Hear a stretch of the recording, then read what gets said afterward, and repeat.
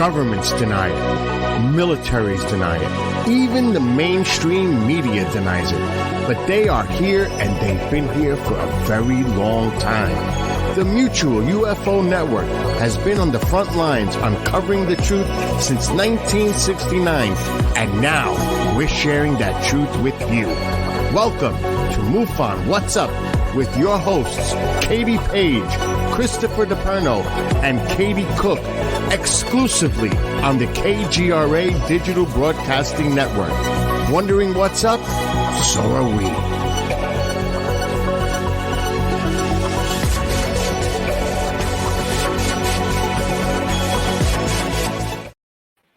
What's up? It's Tuesday night, and a big Tuesday for sure with the congressional hearings, which I'm so excited to talk with our guests about later on in the show coming up. You're listening to MUFON What's Up Radio, the show that says discovery starts with curiosity and curiosity starts with MUFON, brought to you by KGRADB.com. And as always, we're brought to you by MUFON, the Mutual UFO Network, always asking that all-important question, are we alone in the universe? I am your host, Katie Page, the mysterious Katie Page. Change your name. Witness Protection Program. That's a whole other story. Very mysterious, I know. But it's still not too late to register for that 2022 International MUFON Symposium in Denver. This week, I'm showcasing Kathleen Martin, who will be our guest hopefully in the next few weeks. I know we said she was going to be on, but she has been one busy lady. Kathleen Martin will be talking about the Betty and Barney Hill, the document evidence and media spin then and now. So I'm hoping to get some new news and tidbits on that historical abduction case. So that's great. We have two amazing guests for you tonight. We have the UFO guys. We have Ben Moss and Tony Angiola. And like I said, I want to spend a little bit of time talking about the congressional hearings with our guests. And then after the break, we'll go into Socorro and that amazing case and their book as well. I would like to introduce my co-hosts. We have the amazing and beautiful Katie Cook. Hi, Katie. How are you tonight? Hi, I'm really good. So glad to see you. This is going to be a really good show for sure. Yes, it is. And then the one and only Chris DePerno, Jerry, and Jenna from New York State. You can always count on Chris for a good laugh. Oh, my. I will tell you this. Wait a minute. Are you done? Are you done? Oh, no. You never give an alien beans. Never give an alien beans. They don't digest well. Alien beans. Pew! Pew-wee! Jerry's has a fascination in beans. That's why they're coming to Earth? Is that what it really is? I'm telling you, they'll gas us out of extinction. Is that their plan, their plot? Now we know. What do you need a ray gun for? All he's got to do is turn around and bend over. Oh. And he's all done. And not only for the probing. Oh, my. Oh, my. Oh, my. That's so funny. Thank God I have gas masks at home. Of course you would. Yeah. So, Katie, what do you got to kick us off tonight? Well, as if we're not already laughing, let's pull up our meme of the week to have a little fun. I thought this was cute. So for those of you who are just listening, well, there's a couple aliens popping out of their ship and they're holding paper and they say to the guy, "We've written a movie script. Take us to Spielberg." So I do wonder where Spielberg gets all of his ideas. I would love to interview him. Let's just manifest that. I think that would be amazing. And Alan Hynek. Yes. Pop of the week. Let's show you the pop of the week. This is like a kind of scary looking one, and look how much chocolate that is. I mean, this sucker's like heavy. I could exercise with this guy, but look at the detail in that. Wendy Robinson does it again. I love this guy. He's kind of spooky, but he smells so sweet. And as always, you can order these at paranormalpops.com. Finally, are you freaked out by the idea of being in your car and getting abducted? I know I am. Well, I have just the product for you. It's called a trunk monkey. Check this out. Yeah, happened about a month ago. I was driving my new truck home from the bingo and it just died. Now, next thing I know, I see this bright light up in the sky. And aliens was everywhere.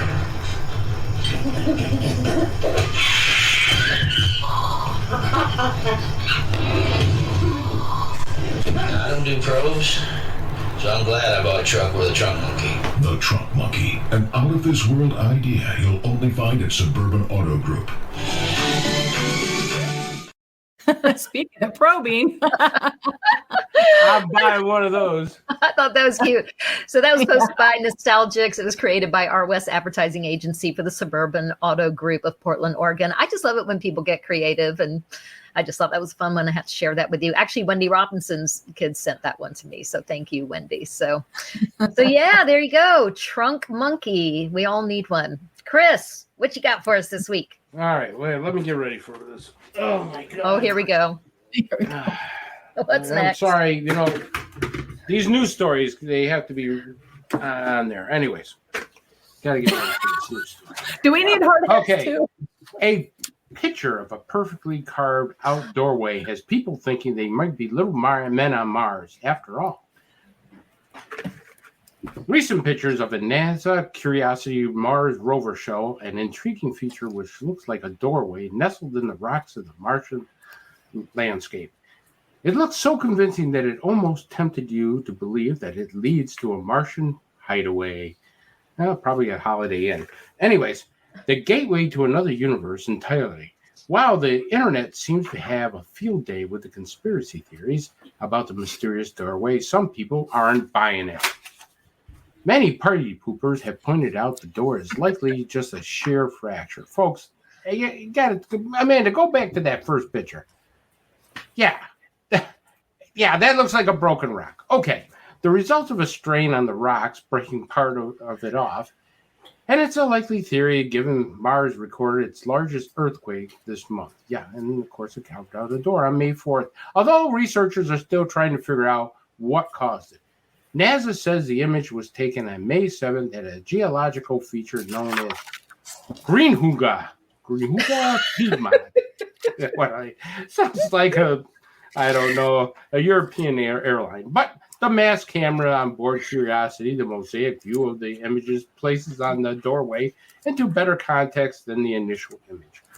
Although the door-like rock formation appears big enough to fit people, in reality, it might only be a few centimeters or inches tall. Now, folks, if we know that this rock and this everything is there, and we know this Curiosity thing, couldn't the NASA come out and say, boys, it's only made for ants? But they don't do that and stuff. All right, where am I on this story? That's just done. Okay, one person wrote, so what if it's only a few inches? How do we know what size our overlords will be? Ants, if they're that big. Anyways, not the first time people have assumed pictures from the red planet to be traces of alien life. Amanda, would you roll that video, please?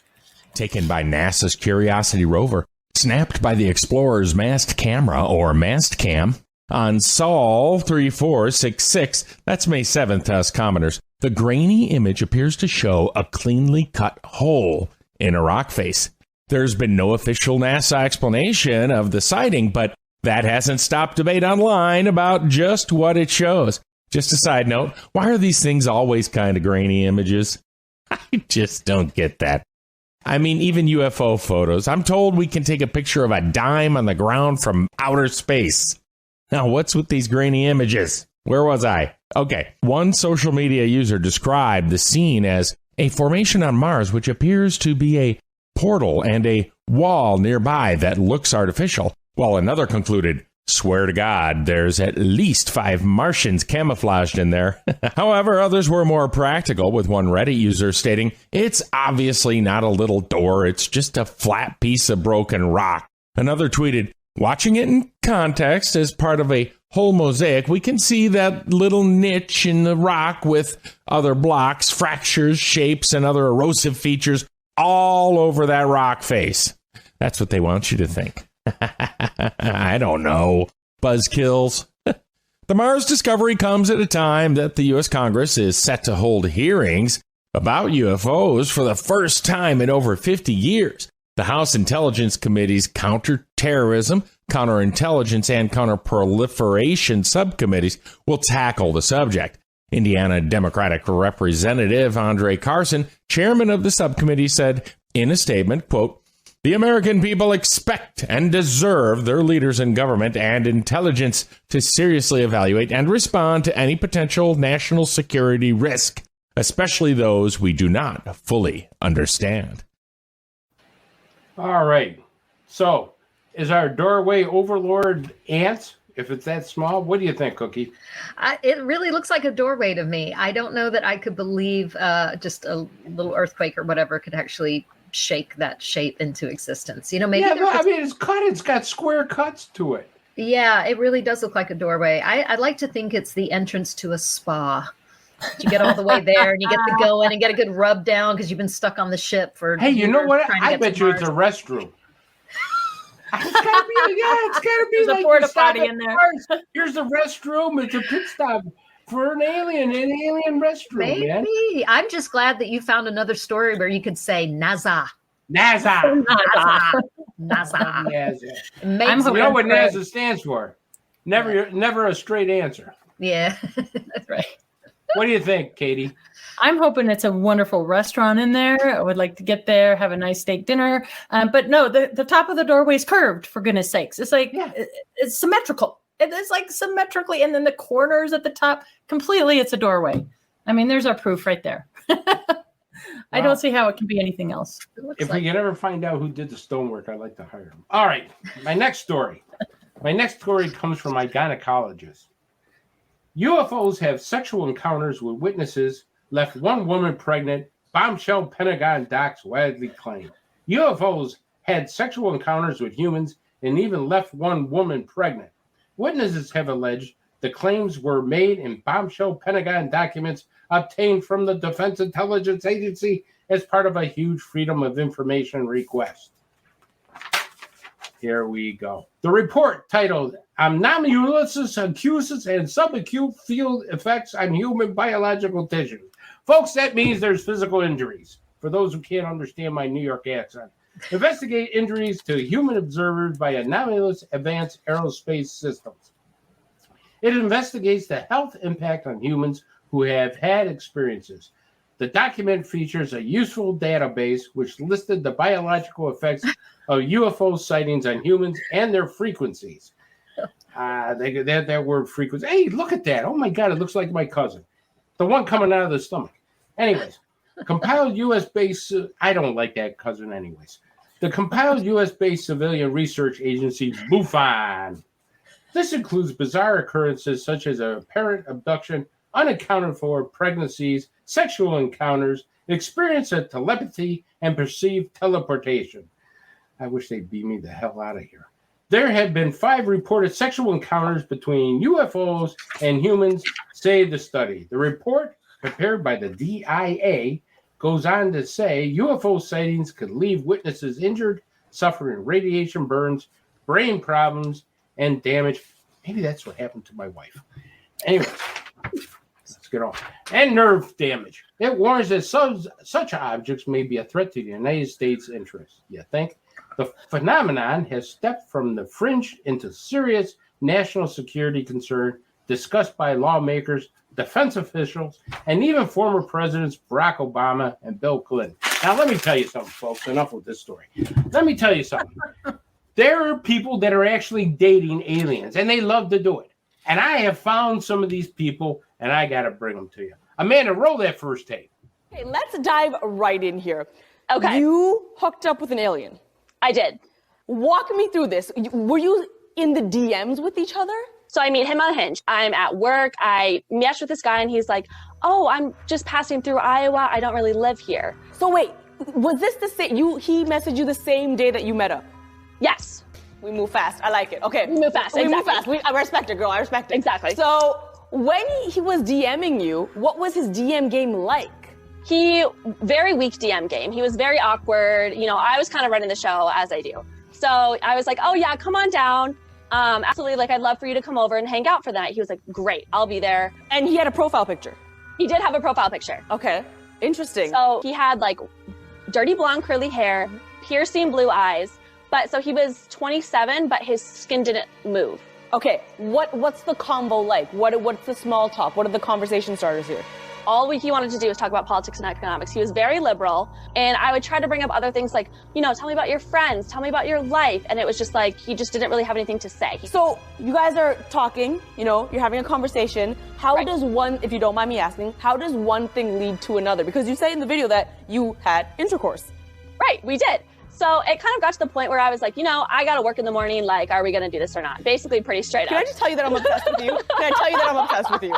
Was the hookup normal, or was it like, what the hell is happening? It was like, what the hell is happening? Like, spent the night. And I wake up, it's like 7 in the morning. I'm like, I have to leave for work in 30 minutes. I said, so how did you get here? Like, did you drive? And he's like, no, I had a friend drop me off. And I was like, oh, so how are you getting home? And he goes, I didn't really think about that.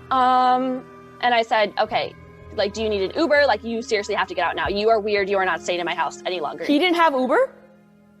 He didn't have Earth money to pay for Uber. Okay, so then what happens? So then he gets in the Uber. And about 20 minutes into the Uber ride, so the Uber should have taken about an hour. 20 minutes into the Uber ride, I get a notification, your trip has ended. And I was like, what? So I call the Uber, and the Uber's like, yeah, he had me drop him off right outside of this cornfield about 20 minutes away, right off the highway. Did you message the guy? Yes. I said, what, where, like, how are you getting back to this place? And he said, my friend's coming to pick me up here. And I was like, why, your friend doesn't need to come pick you up. I just bought you a $100 Uber. There's no need for your friend to come pick you up. And he just then didn't respond after that. So I messaged him, and I said, I was like, yo, what's the deal? And when I messaged him, it was like the little green check thing. It was like pending. Did he respond? No, he never responded. And it was like he unadded me on Snapchat. So you in your heart, like, girl, real talk me. We know there's social media. You in your heart believe that you hooked up with an alien. I genuinely believe I hooked up with an alien, yes. Huh. I took one for the whole planet. People should be more grateful because I took one for the whole planet. I took one for the whole planet. For the team. I gotta tell you, whatever that girl's smoking, she better stop. Oh my God. Where do you want to go with this, Cookie? Okay, where do I start? First of all, she might have just gotten scammed, baby. I ain't got no Earth money. I need you to make it rain, some Earth money. Get the hell out of my house, then. So aliens are advanced, but they have total weak DM game. Like, this is killing me. I mean, like, isn't there a manual, like, how to flirt with human women? Maybe we need to write that for them. I think we could call this UFL, Unidentified Flying Lover. She doesn't seem too traumatized, so I'm guessing, you know, the alien had some skills. Yeah, and then I'm just wondering, when his friend picked him up, like, did they immediately go back into, like, talking like aliens? Like, did you get to fourth base with the human? What was it like? You know, I just, my mind is going all over with this one. I could say, why are we abducting these people, man? You know, a couple of drinks and some good talk, and we're there. We can get all the stuff we want. You know, Earth girls are easy. Yeah, I tell you, Katie. What do you think before we show the next video? Because I don't want to be a sexist. I got a male one too. I thought the funniest part was she dropped him off at the cornfield. I'm thinking Field of Dreams. He walks off. Did the guy disappear? Why did she run into the corn after him? All I know is I want to be that Uber driver. They had $100. It was the Uber that dropped him off, right? Like, he just got the Uber driver. Yeah, he dropped me off at the cornfield. I think we need to talk to the Uber driver. We need. What is she going to? Suppose the guy said, "Hey, I need an Uber to Jupiter." What's she going to do? She paid $100 for an Uber? I asked my wife for $3, and I got to tell you, I got to get on my knees for that. So I don't know what this like. I want to marry this girl. She's going to give $100 though. Anyways, folks, I don't want to be a sexist, so I got a male that dated a female here. Amanda, roll that second tape. And one of them, one of the aliens that came to see you, you became to have a relationship with. This wasn't just you lost your virginity. You did. 17. Yes, I did. and this is Crescent, the alien Crescent. Yes. Who wasn't right little and hairy like the guy that you'd seen before. This was a different form of alien. What does she look like? Well, she has. I think she wears a wig. I'm not really sure, but she has black hair, large black eyes, a very pale face. The body looks quite human. And I think she has rather long fingernails. Why do you think an alien would wear a wig? I think for aesthetic reasons. You've painted hundreds of pictures of your encounters with the aliens, some of them terribly graphic, but you've painted those. They've shown you say that you've fathered hundreds of alien babies, and they've shown you them. Yes. And so... and that's an image of them. That's what you said. They were all in glass cases on top of each other. Yes, they were stacked on top of each other. And so why do you think they chose you as our representative to the universe, a guy who works in the deli counter in Hoboken in New Jersey? What is it about you? I don't know. Maybe it was just because I was a little kid playing at the base of a tree, and they saw me. I have no idea. Because you're 74 now, your first alien encounter at the age of 8. So they've known you, especially Crescent. You know each other very well now. I mean, I would thought any sort of relationship, you might like a little sort of keepsake, like a little picture by your bed. Right. Yes. Okay, I got a suggestion for a keepsake. I can tell you one thing: if the aliens are coming down and picking this deli worker as the savior of humanity, you might as well call it a day. Because why not? Why? Because he could slice salami good, or what? I mean, he might be the best human representative we have. I'm just saying, though, he needs to rip off the wig and keep that as proof, I think. Okay. Take a nail for DNA, Yeah. Nails, get the DNA, fingernails. Come on. A hair sample, something. That's what I'm talking about. But no, why not the guy at the deli counter? This story actually reminds me of, remember when Melissa Etheridge came out and said that the sperm donor for their baby was David Crosby, and that apparently she had turned down Brad Pitt and picked David Crosby instead? Am I the only one that remembers this? I'm just thinking about this deli counter guy being the savior of humanity. I can't wait till they meet a garbage collector from Brooklyn. Hey, listen. Oh, man, what's up? Yeah. He could be a genius. He could be the most amazing, Does he look like a genius? Does he look like a genius? He looks all right. He looks all right. He could have something going on that's so cosmic, But hey, all joking aside. Right, now I'm calling me Albert Einstein. That's a genius. I'm just going to say, I do think this happens.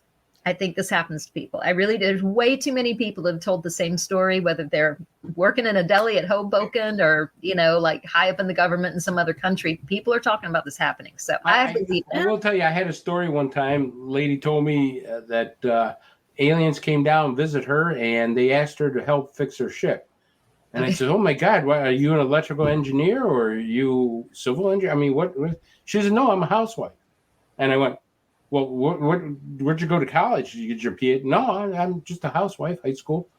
"Well, what'd you do? Go out with a screwdriver and a wrench and fix?" I mean, but you never know. I saw that report. I think I saw that report, Chris. I actually think I saw that report. Like they were up there trying to something in the center of the disc or something like that. I think she just kicked the side of the thing and it started up for them. And they said, "Hey, thanks."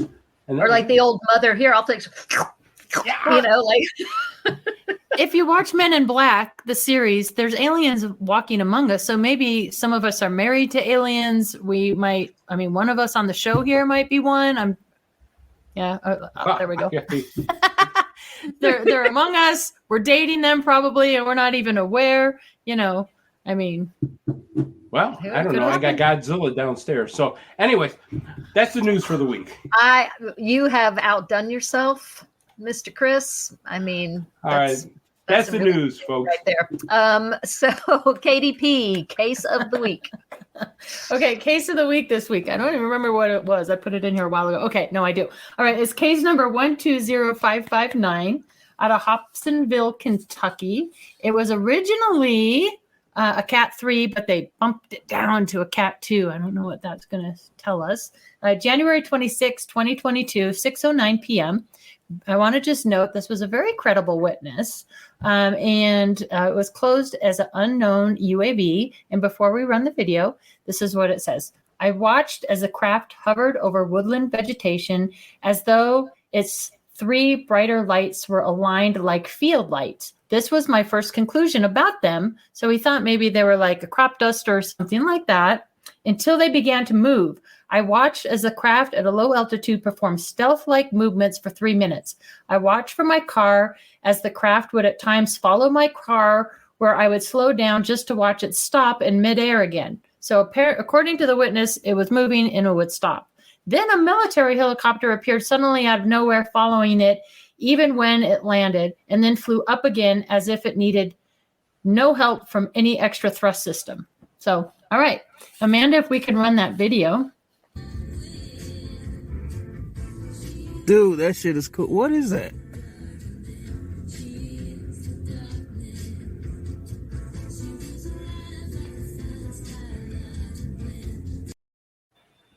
Okay. Here's my questions, and then I'll get your comments.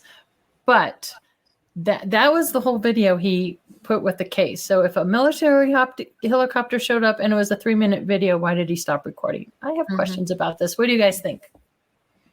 Chris, I'll let you go first. I think it's one of our aerial vehicles for just what you said. To me, it could be headlights, landing lights on a airplane. It certainly, may be that. You'd have to take a closer look at the still shot, have it analyzed. But my best guess is the way it was moving, the lights, I think it's some kind of plane. Got its landing lights on. Yeah. I mean, it looks like the mass is quite small and the lights look kind of large. But I agree, if there was more to this, why not show more of the video? That's so frustrating to me when there's this big, long description. It's like, here's 5 seconds, right? And your dog totally agrees with me. He does. Obviously. And yeah, if the military helicopter showed up, why didn't you? Part. Yeah, why didn't they film that part? You'd film that part, I would think. And I don't see any blinking lights. Yeah, I don't know why he would stop. So I would have questions for this witness as a field investigator. I want more, and that data wasn't in the case, and I didn't get a chance to interview the investigator. But I would want a little bit more information. But who knows? I didn't see any blinking lights, and those still photographs. Amanda, if you could put up the still photograph again. Some of these crop duster planes have light. There was actually on Fact or Faked, they had actually some of these planes even bring in big crane booms and things, and they have strange light configurations. So maybe it was some unusual craft like that. But I agree. I mean, I don't know where the tail is or the tail lights. So I don't know. Interesting case. That's case of the week. Yeah. Hey, Cookie, didn't you find something with celebrity UFOs? I did. Another celebrity is coming forward with their belief in UFOs. This one comes to us again from our friends at Saucer, just like last week. They have a cool post from a few weeks ago from Cleveland Browns quarterback Baker Mayfield. It says, this is a quote, "It's dark outside and just a perfect white gold circle-like ball dropping straight down and going very quickly. I've seen comets. I've seen shooting stars. It wasn't that. It was way bigger. There was nothing trailing it. It was just the circle itself coming down. We were going out looking for it. We weren't going out looking for it. It just kind of happened. I truly believe it was a UFO." So that's Baker Mayfield. I thought that was pretty cool. And again, I can't say enough good stuff about Saucer. Not only do I love their clothing, but they have the coolest posts, all kinds of, UFO history and things like that. I just love them. So definitely give them a follow on Instagram at Saucer Co. and check out their clothing on their website, saucerco.com. Love those guys. So speaking of cool guys, we got some cool guests tonight. I guess we can go ahead and bring them on, right? Yeah, absolutely. We have the UFO guys. Ben Moss is an independent UFO investigator, researcher, and co-founder of the UFO Guys LLC, devoted to scientific UFO research. He was the former chief field investigator for the Virginia chapter of MUFON and is the co-author of Not of This World, the Socorro UFO Landing with Humanoids. Ben has been a guest speaker at several conferences, the most recent being the 2021 symposium. He also is currently on Netflix, appearing on season 2 of Hangar 1. In addition, he has also appeared as a guest researcher on the TV show American Mysteries on the Travel Channel and UFO Witness on Discovery Plus. Ben has over 30 years of UFO research and experience and continues to this day to try and understand the UFO phenomenon through instrumented field investigations, case research, and examination of current verifiable UFO videos collected both privately and publicly. Tony Angiola began UFO research in the early 90s. He served as an investigator and assistant state director for MUFON, Virginia. And in 2019, Tony worked with Ben Moss, starting their own research under the UFO Guys, along with Norm Gagnon. Tony and Ben spent 4 years researching the Socorro, New Mexico case of Lonnie Zamora, and after 2 visits to the site, they uncovered additional information and witness testimony. Working closely with Ray Stanford, they are ready to reveal the truth about what landed on April 24th, 1964, with their new book, Not of This World. As a computer network engineer over 30 years, Tony continues to work in the field. He is an advanced scuba diver and has great interest in USOs. He is also a public speaker and guest expert on the History Channel's Hangar One and Sci-Fi Network's NASA Unexplained Files. Welcome to the show, Tony and Ben. Hey, thanks. How's it going? So happy you guys can be here. I'd really like to spend the next 30 minutes or so talking about the big news today, the congressional UFO hearing. Get your thoughts and feedback and have a little bit of a discussion about that. Did you guys get a chance to watch it? We did. Yeah? It was interesting. Yeah, it's like. Did you think it was a joke? Well, it's like when they had that document released. I said it was going to be a nothing burger, and this is kind of a nothing burger, but it does get this subject out there. So on Facebook, all you see is UFO stuff, and it was on CNN, CBS, all had the hearings today. So I think the good thing that came out of it is it's becoming more public, and the guys that are trying to figure out what's going on are sincere about it, but the way it's presented, it's still covered up, and we're still not getting the truth. We're not getting any of the data that they really have. They're showing us what leaks out or what they can't control. And on top of that, they were not aware of a lot of cases that most of us know about. And like you said, it's like they just started researching all over. It's like ufology started in the year 2000 or something. But you have so many really good researchers and investigators that worked in the shadows for years, and nobody knows who they were. But there are great books out there and great research. It's been going on a lot longer than they want you to think it has. Yep. Yeah. Go ahead, Chris. Oh, I was going to say, guys, what do you think about the idea, as you just mentioned, but I want to elaborate on it. What do you think about the idea where they said, okay, ufology, UAPs started this year, and we're going to trash everything in the back? And when they're saying, geez, we don't know if this is the Chinese or the Russians and everything. And I kept saying, wait a minute. Back in World War II, the Chinese didn't even have an air force. They asked us for planes. Back in World War II, the Russians were getting decimated, and they asked us for equipment and planes.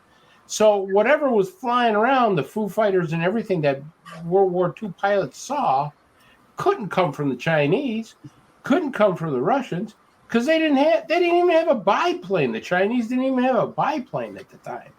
What's everybody your comments blamed about everybody else, and nobody knew what the Foo Fighters were. Exactly. Yeah, I think it's a scarier extrapolation to say they're Chinese or Russian as opposed to extraterrestrial. I mean, it's much scarier to think that our adversaries have this technology, which I don't think they do. But, there's always a reason to take it away from what it might truly be if it's extraterrestrial. They're always looking for a way to put you on the trail of a different rabbit hole that you go down and you never see the light of day or the truth. When they talk about the threat, though, and what it could be our adversaries, in that sense, I think our planet's not that big. Could they really have all kinds of things that we would truly not know that they have? I mean, call me naive, but I just feel like there's only so many places you can test, this kind of equipment. And who was it earlier that was saying, we can take a picture of, like a dime from outer space. Really, is there that much equipment flying around in our skies that our adversaries could have that we truly don't know anything about? That just doesn't seem right to me. One of the analysis said if any one country truly had this technology, they would be the rulers of the planet. Yeah, we'd be speaking Chinese if the Chinese had it. So that's I don't think they have the what was described, especially by Favor, the Tic Tac that he saw, that just doesn't conform to anything about physics that we know of. It's not. It might be piloted. It might be, a lot of these things might be remote or cloned type of creatures that are in some type of robotic device. But the accelerations and everything goes on. Obviously, they have some type of inertia, gravity defeating inertia, or a static shell around them, so that there's no force inside of the craft itself. But the way they move, it's just like what we said. If our adversaries had this, we'd be a pretty short war right now, because it doesn't conform to anything, and that should terrify you the most, thinking that it's Russian or Chinese. That'd be a lot scarier than ET. Yeah, I mean, in my opinion, I think that this technology, they're trying to show us what they can do, and I think they're the displays that we've been able to capture and show the media today. I think shows that they're trying to show us they can go underwater, they can be invisible, they can be big, they can be small, and they have the power of leaving anything we have behind. There's no way we can track it, shoot at it, capture it, really. You'll hear stories that we've shot things down and we've got things stored away somewhere, but until we see all this and figure out how it is we're shooting them down, I'd venture to say that they're just letting us, they were slowly revealing a few things here and there, but at the end of the day, everyone can say what they want. Yeah, if you've done any UFO homework, then this was seen 2,000 years ago. The burning shield described by Peter the Great, or whatever. There's a lot of references to these things flying around for a long time. So it's just the technology of the civilizations that observing it, instead of gods or devils. Now it's like Saqqara, Egypt. I love the the placards of what looks like a helo, a submarine, and makes you wonder about that. Yeah, speaking of shooting them down, wasn't it shocking when they asked today that have we ever engaged with these UAPs? And they're like, oh, no. I mean, what about the Battle of Los Angeles, for goodness sake? I mean, the only good thing that came out of this congressional hearing was removing the stigma for our pilots, our men and women in the military, and our pilots to be able to report these without being tinfoil hat clubs, and the talk about this being a bipartisan topic. I mean, across aisles, that was good. Everything else, though, was like, come on, we were so ill prepared. That 2021 Navy pilot footage where that little super thing went super fast, and then they spent like 2 full minutes trying to freeze it right at the same spot, freeze it at that one spot where you could see the UAP, and that Adam Schiff is like, oh yeah, kind of rolling his eyes. And the one thing I took away, and I want your opinion on this, Tony and Ben, was this talk about control and the control. Like, they want to control a narrative. That's what I took away from the whole dang thing. Did you guys catch that? Or what's your opinion on like the whole purpose of this congressional hearing in the first place? Why are they doing this now after 50 years? I think it's lip service because the community has asked so frequently and perhaps feverishly lately to release something that I feel like they're like, let's just give them a little show. Let's give them a little something, shut them up, perhaps. What do you think? Well, there were, Byrd and all the people that were involved to get this. There are senators and congressmen that are pushing hard for this. But it's funny, they say the same things as researchers we said 30, 40 years ago about they're hiding something. They're not telling us everything. They're not showing us the good footage. I mean, it's the same old story. But I think we had this hearing because they were kind of forced into it. They definitely put some pressure on them. And with the ATIP guys talking, you have a lot of leaks and you got to address that. So they can control the narrative, like you said, I think, and they're going to steer us in another direction because they really don't want us to get to what's the truth. Because the truth, as we heard from one person, might be really, really terrifying. You might not want to know what's really going on. We have heard this several times from people. Yeah, I mean, I stay open-minded on whether or not they're just keeping it from us because they want to be able to control us and they're planning something so awful, the government, or maybe we're not supposed to know. And there could be a reason why we're not supposed to know. I don't know as much as I want to know. And I agree with you, Katie, when you said, at least today was about trying to help destigmatize this for pilots. People need to be able to report stuff all the time. And I actually think we made a little bit of progress. Just to hear them saying that, I was like, okay, at least they're trying to get that out of it. We may not have been impressed by what happened today, but there's still a lot of people out there that are like, really? You guys are actually serious about this? I imagine there are a lot of people that tuned in today like, what, was this really even happening? So maybe some progress was made, even though we're not terribly impressed. That's a good point. Do you think we can leave politics out of ufology? Because I think until now we've all done a pretty good job. I mean, ufology is a big field and people are all over the place on what they believe politically, but we all sort of seem to come together on this one thing. Do you think if the government gets more involved that somehow it's going to become this partisan issue? Because I think that would destroy it.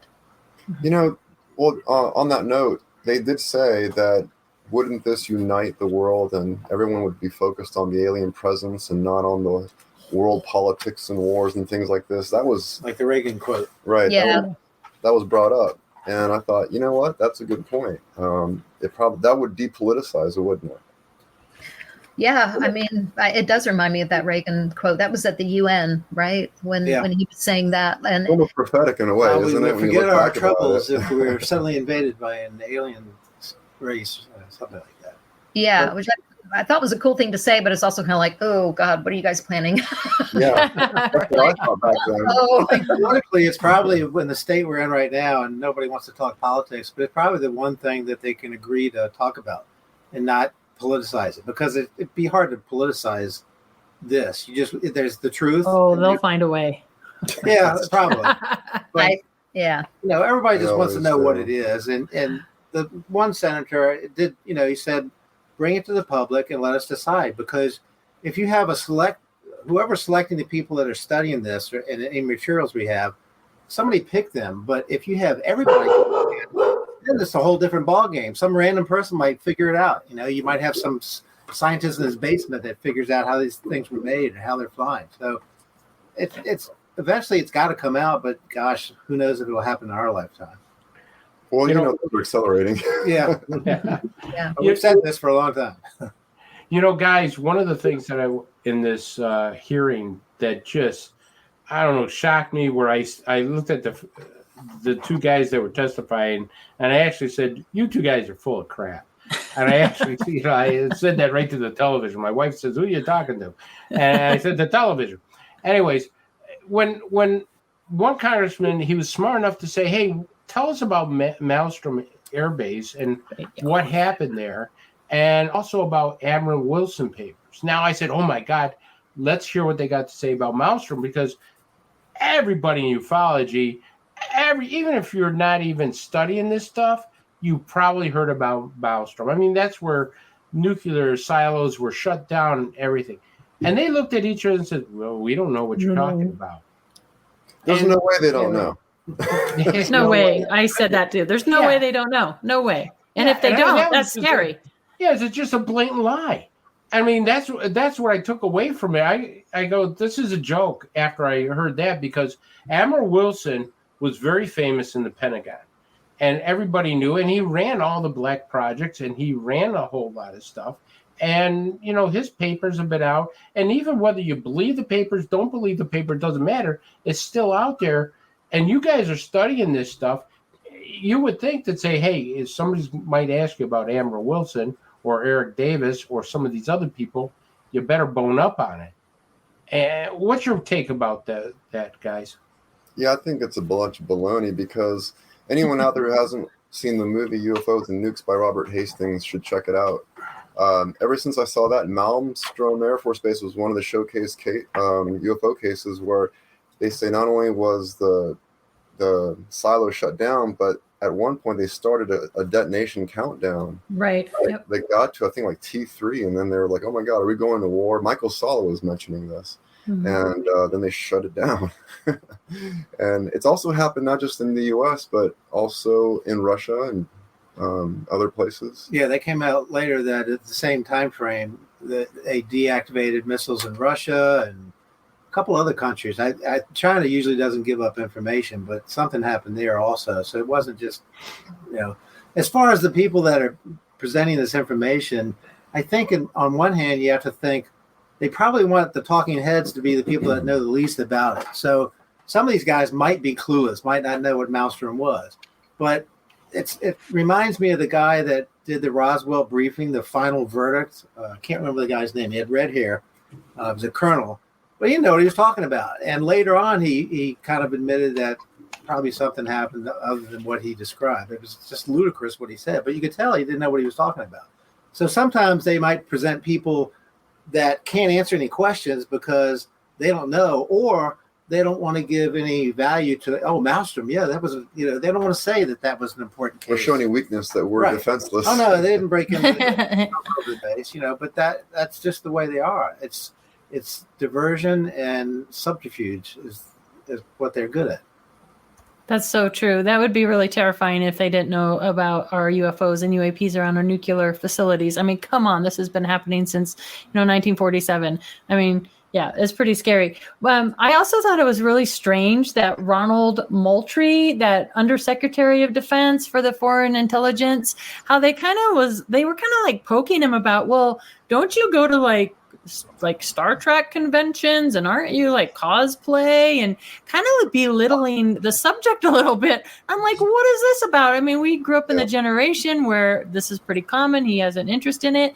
And the other thing was, as soon as somebody mentioned the underwater UFOs, they just quickly changed the subject and no, we'll talk about that behind closed doors. And I understand that they probably have sensors and technology and radar equipment that they don't want us to know and they can't talk about. But it was almost like that was something that they really didn't want to talk about. What do you guys think about the submerged objects and that topic, and why they didn't touch on it? Yeah, that's interesting because I guess it's just a whole other can of worms, really. Yeah. Underwater bases. I mean, if you can talk about bases in Mount Shasta and the mountains and everything above ground, why can't you talk about what's underwater? What are people going to do? Get on scuba gear and dive 2,000 feet? Yeah, I have my fantasy of scuba diving where I'll be like 80 feet and see some alien floating around. That's not going to likely happen as a recreational diver, but a lot of great stories about underwater USOs. But to answer your question, yeah, I thought that was really peculiar that they wouldn't even address that, which makes you wonder even more. I'm curious why. Yeah, it's funny that the Navy was there and the Air Force wasn't. And I doubt if the Navy wants to say, well, we've got things that are flying circles around us underwater and passing us at 250 miles per hour. That's just not something you want to admit to. It's kind of like all these other incidents that breach, defense and security protocols. You don't want to admit that that's happened a lot, or that you don't know what's going on, but it has happened. The less you say in detail, that's why every time the senators asked a really good question, they said they'd take it offline because the question was so good, he wasn't going to answer it in front of the public. And that's the way it's always been. Yeah. My buddy Brett Clark just chimed in on the chat and literally read my mind. I was just about to say, what do you think went on behind closed doors? I mean, we can only guess, obviously, but do you think they're just kind of playing like they don't know a whole lot and then the doors are closed and this conversation just takes off? I don't think anybody watching that saw those responses and thought, yeah, behind closed doors because it's not for our ears because it's defense related. I don't think anybody's thinking that. I think that everyone knows they're keeping the good stuff, for themselves. Yeah, I think the people it's a shadow within a shadow. I think that the people that have always investigated this will never come to light. You'll never know about them. You'll never know what they were called. I remember when Howard Bloom wrote his book, he found the UFO Working Group, and it's supposedly disbanded, just like ATIP supposedly disbanded. But the people that are really working on it are never going to be public-facing people. They're going to keep secrets to their grave, like a lot of these people do. And so I just, once again, I think that we're going to kind of hit the surface of this thing, but bounce off in the wrong direction because they're so good at keeping control over the real data. Guys, during the hearing, they tried to show a video. They were terrible at it. And which kind of struck me, it made me really scared. These are the guys running the Pentagon, and they couldn't at least come up with the idea of a screenshot or, a good enough computer to actually go frame by frame. But they said they didn't bring one. It was pretty funny. It was pretty stupid. Yeah, these stooges trying to look. The thing was, the object passed at about 1/1000th of a second. So they're trying to capture this one frame where it streaks through, and he's where do you have the arrow? Put the arrow back up. What are we looking at? Is that it? Yeah. I mean, it was very comical, and probably the worst video. Maybe that was all on purpose. It was just horrible. Mm-hmm. Well, the question I have for you guys is: you saw the video, you saw what it is. We talked before the show. I'd like to get your comments about that video. what you guys think it is. It's not a lot of data. It looked like, Foo Fighters in the past, besides being described as an energy or a ball of light, were also gray metallic balls. That looked like a gray metallic ball. I don't know what elevation they were at. I don't know if they gave you the details, but anything flying, a commercial jet or a military jet, anything going in another direction is going to zip by really quick because you're going, two directions. Absolutely. But there's absolutely no way to tell the size of that thing. It was unusual. It was an unusual shape, or spherical, to be in the sky. But other than that, there's not enough data. What set me off was there's so much better evidence out there. I don't know why they chose those items. If they really wanted to show something anomalous, they should have brought somebody who does this for a living, who can explain what you're looking at and why. Get James Fox to pull up some videos. Something like James Fox videos, right? What amazed me was there was not one pilot there. Yeah. They could have brought a pilot there and said, "This is what I experienced." Lou Elizondo talked about these pilots all the time. It seemed like it was hastily put together. I mean, it was the amateur hour with the video, it was amateur hour with the responses. It did have a good side though. It got we're back in the public. Everybody's talking about it. They only had a year to prepare, so what do you expect? Well, I am curious about this timing. This is way out there, but I've seen a couple of videos. They may not be real, but of people in Ukraine talking about they think they're seeing things shut down Russian tanks. I mean, who knows if that's true, but I would love to think if we were just doing ridiculous things on this planet, they would show up and shut us down. I don't know. Have you heard any reports? And do you think there's any way this hearing could have been prompted to happen right now? Because maybe we're about to see some stuff go down. Maybe. I've been predicting something's going to happen soon for a while, but for decades. Yeah. But in terms of the whole Russian tank thing, the Russians are so poorly equipped. You could probably, the Ukrainians could probably use their cell phone to shut off their tanks. Pretty bad. Yeah. The interesting thing is just send a text to this number and the tank shut off. Throughout all wars, it seems like UFOs show up. So they're probably just looking at our stupid behavior. Like, see, they're still slaughtering each other. They're not ready for space. We'll make sure they don't get past the moon.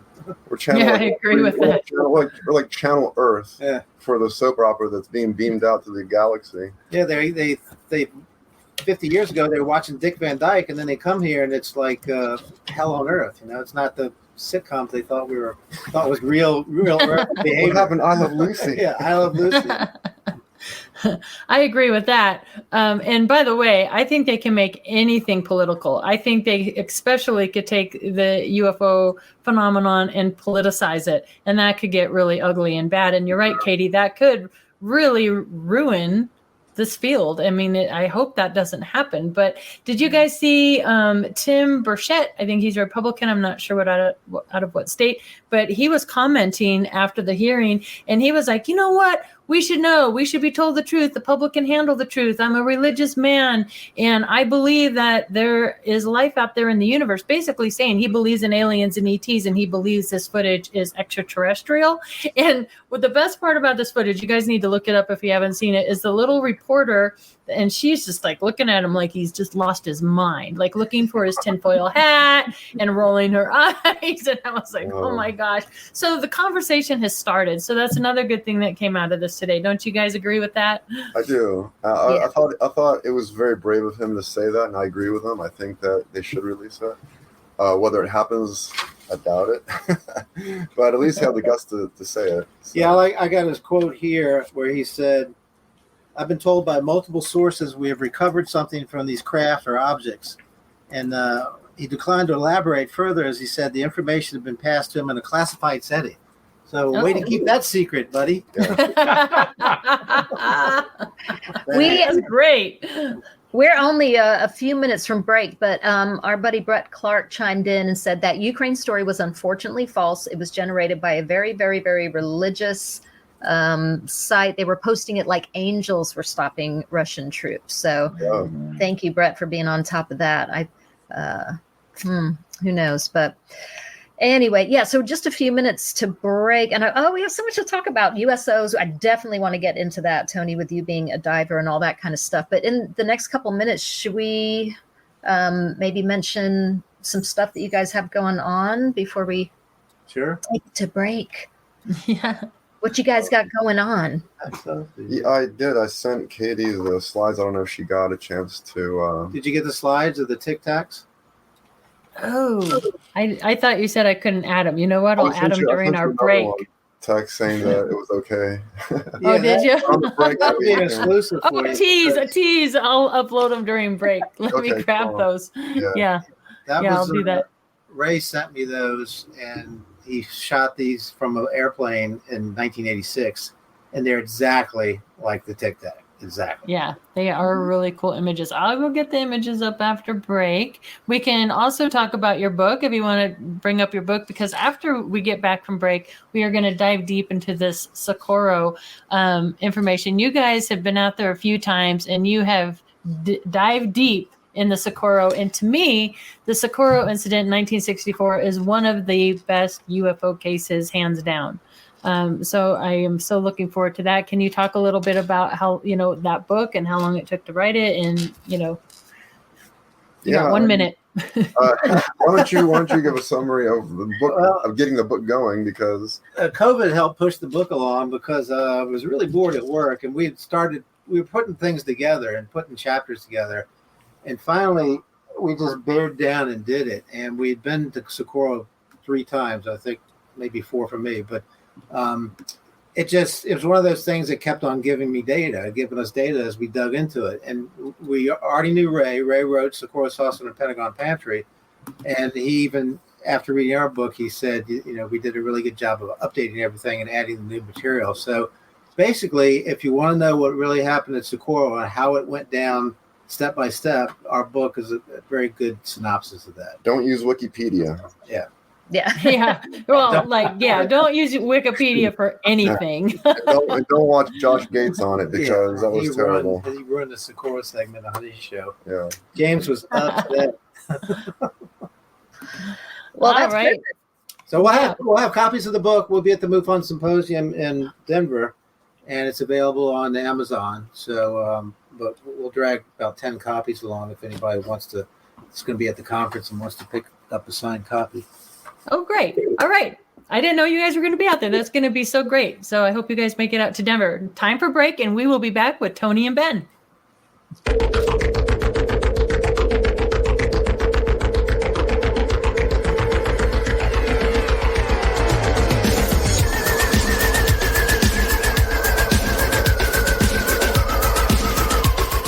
Hey members, the new KGRA DB app is now available on iOS and Android devices.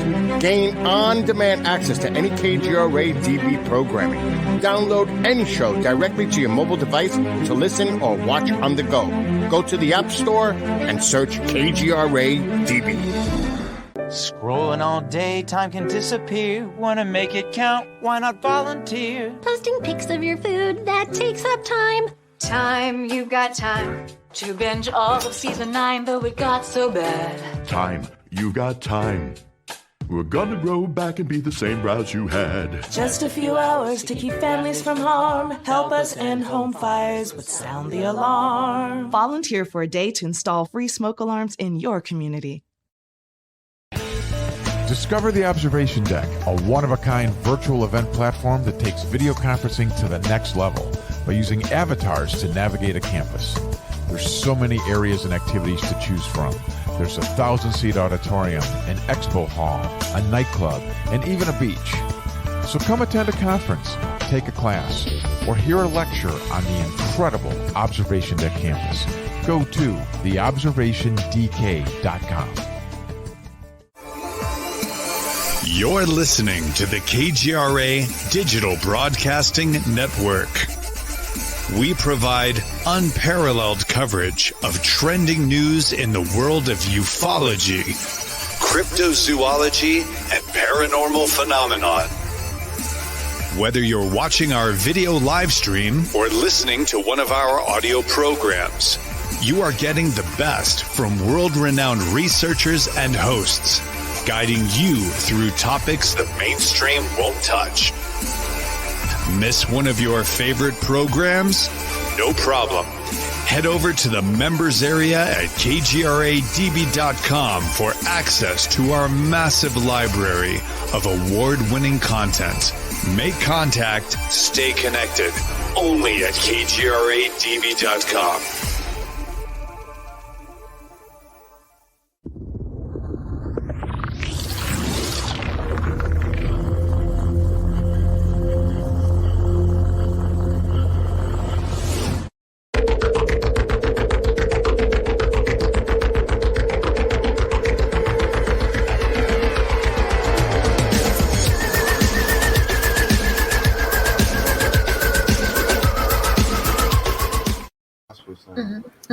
We are back with Tony Moss. Dyslexia much? Tony Angiola and Ben Moss. Yes, I have dyslexia. Okay. I do too. Oh my goodness. So during the break, I found those pictures. So Amanda, if you want to put them up, and we will kind of just let you guys talk about what we're looking at here. So you can see from the description, Ray always had a camera with him. This is from a video. So he was on this flight. It's kind of blurry, but I know he talked to the engineer and he got the altitude, the speed, the direction they were going in. And you can see these are clearly two tic-tac shaped objects that are flying underneath his plane. So that's the ground below those tic-tacs. But he captured this in 1986, I believe. I think the other slide might have it zoomed in more. Here yeah, and then he compares it to what Faber saw. Yeah, you can see that the points on the arrow up there that are pointing to the white is referring to those little horn extrusion points down below. Yeah. And so therefore the larger shape of the craft that's kind of black silhouetted up there, that's the whole shape of the craft. Those bright white thingies are the two little white thingies you see down below. That's amazing. Might be the same object, 34 years. And what's interesting about Ray is that because he's an experiencer / investigator, every one of his photographs come with detailed information, where he was, how many miles up, what time it is, at what part of the country he's in, the frame rate, the number of the shutter speed, everything, Kodachrome 40 film. It's and whenever we look at his data, it takes forever to look at it because it's so detailed. And so these were seen by Wright-Patterson Air Force Base. Is that what it's saying there? He thinks it came from that direction, but they really. Ray would always have a either 8 or 16 millimeter recorder around his neck. Back in the 80s, there wasn't much else. Although what's interesting, you just reminded me of a story back in 1977 when he was flying into LaGuardia. He got on a plane in Corpus Christi, and he was angry that the battery on his little camcorder, whatever it was, that 8 millimeter, was down to the last bar. His wife fell asleep. He sees a UFO outside. He grabs the camera and starts filming, and he filmed for the entire until 8 millimeter only lasts how many minutes? 2 minutes. Very short time, and he couldn't believe he had enough power to film until he ran out of film. He looked at the battery, and the battery was fully charged, and he believes that it was the energy from the UFO outside. It didn't only charge his camera. He had another camera that was completely dead. That was charged as well. And he mentioned something about, not a watch, but something else he had that also got charged up. I don't know. But I thought that was kind of neat. Yeah, that was 36 years ago that he photographed, that he filmed. We're going to try to see if he'll show us the film, but he filmed what Faber chased. And it's the exact same description. Wow. So I have a follow-up question here. Amanda, if you could put up the photograph with what Tony referred to as the thingies on the bottom. What do you think those thingies are? I don't know. I like the technical term thingies. Could be some sort of antennae. It's hard to say. And it's not the first craft he's shown us that has thingies on it. There's this other really cool... we want to get a copy of this photograph at some point, but he showed it to us, and it's 3 miles long in Bethesda, Maryland, and and the same object he was saying he saw near Fort Belvoir, and it had I hate to use this as an analogy, but it looked like a crystal ball dangling from the bottom of it, giving off extreme light, and looked like crystals, like Superman crystals or something, in different directions. And I'm like, what the hell is that? Yeah, I mean, these photographs have only been shown to private people. Ray sent them to me and didn't say anything about not showing them. So this is fascinating that, almost nobody knows about Ray and what he's captured, and a lot of people have bad opinions of him. But Ray has the goods, and this is proof that he knew what he was doing, and he captured these objects. And then when all this came out recently, he knew that he pretty much captured the same thing that Faber had chased in his plane. Wow. You're seeing it here first on MUFON What's Up. It's MUFON exclusive. Yeah. Guys, I wanted to switch the topic a little bit. I wanted to start talking about abductions. Have you guys investigated abductions? What do you think of the whole abduction theory? What have you investigated? And now the new flavor that's out there now are the physical injuries to people who have had experiences. What is your take on all this? I've only had a handful of abduction experiencers, but I can tell you that the first one was a doctor out of Shenandoah, and he's riding his motorcycle through Shenandoah, and you know how they have those pull-off overlooks? So he pulls out his camera to take some photographs, and that's where he got abducted, of all places. This guy was crying to me on the phone, and I'm not used to dudes crying on the phone. So I believe him, And I've met tons of other people also from conferences that have told me stories. Yeah, it's hard to investigate that. I kind of suspend judgment. I mean, I know Travis Walton. I've talked to him many times, actually, but I believe he believes that happened to him. It's just that it's one of those things that if you're not there, you don't know what happened. It could be something even stranger. But, I know Kathleen Martin, and I believe the Betty and Barney Hill story.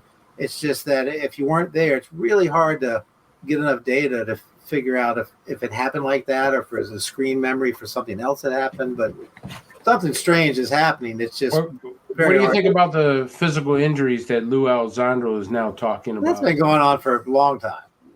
I mean, Cash Lundgren, they got radiated. They, their skin peeled off. They lost their hair. That was 84, 86, I think. The Canadian guy who got too close, the woodworker, they got the grill. Yeah. Grill radiation. There's in Brazil, when humans actually got fried by these black boxes that were shooting lights at them and cutting them in half. I mean, that's Brazil's a whole nother story. Argentina, South America, horrible UFO stories. They got the worst UFO stories. They get killed and if you're in America, you've been abducted. Be happy.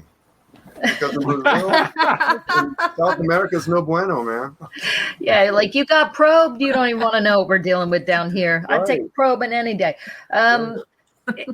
One thing I've always thought, though, about abduction stuff, like the major consciousness shift that goes on with contactees. I mean, they usually either completely lose their mind or just step up to a whole new level in their life. I just feel like that is part of why I believe these people, when they literally, I mean, their whole paradigm is just blown wide open. It's completely different. So just wondering, like you said, the man breaking down and crying when he was talking to you. I mean, what kind of shift do you see in these people after they've had contact?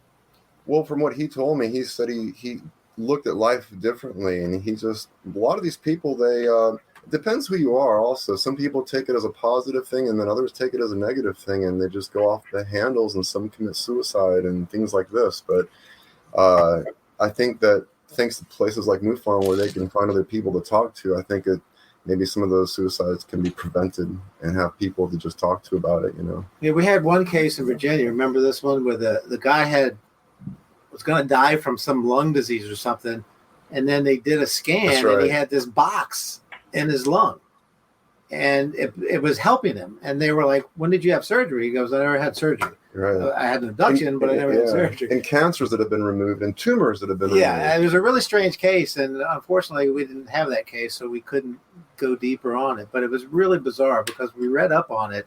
The guy said he'd been abducted, and the doctors verified that he had this box in his lungs that was keeping him alive, and retraction of cancer and things like that. So there's something really peculiar going on, but who knows what it actually is. I think like many people, especially like myself, who has all kinds of issues with my neck, you kind of wish that you would get abducted and fixed up, like a quick Careful workout. what you wish for there, Tony.